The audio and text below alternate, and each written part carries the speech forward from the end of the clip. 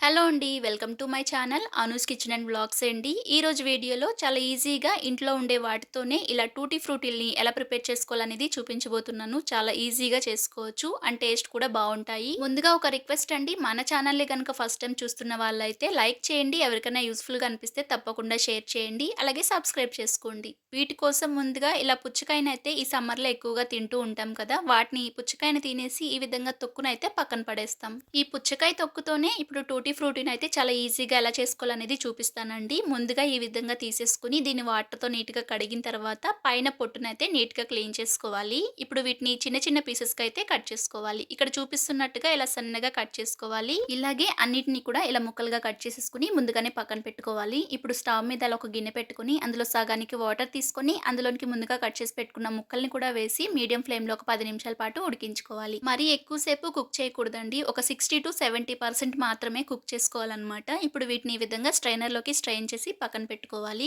వీటిని కొద్దిసేపు చల్లారనివ్వాలి. ఇవి కొద్దిసేపు చల్లారిన తర్వాత ఒక బౌల్‌తో మెజర్ చేసుకోవాలి. ఎన్ని వచ్చాయనేది నాకైతే ఈ కప్పుతో ఒక 4 కప్స్ వరకైతే వచ్చాయన్నమాట. ఇలా కొలుచుకొని పక్కన పెట్టుకోవాలి. ఇప్పుడు స్టవ్ మీద ఇంకొక పాన్ పెట్టుకొని ఏ కప్పుతో మనం ముక్కల్ని కొలుచుకున్నామో అదే కప్పుతో ఒక కప్పు వరకు పంచదార, ఒక కప్పు వరకు నీళ్ళని కూడా పోసుకొని ఈ పంచదారని కరిగించుకోవాలి. పంచదార అంతా కూడా మెల్ట్ అయిపోయి మనకి లైట్ తీగ పాకం వచ్చే వరకు కూడా ఈ వాటర్‌ని మరిగించుకోవాలి.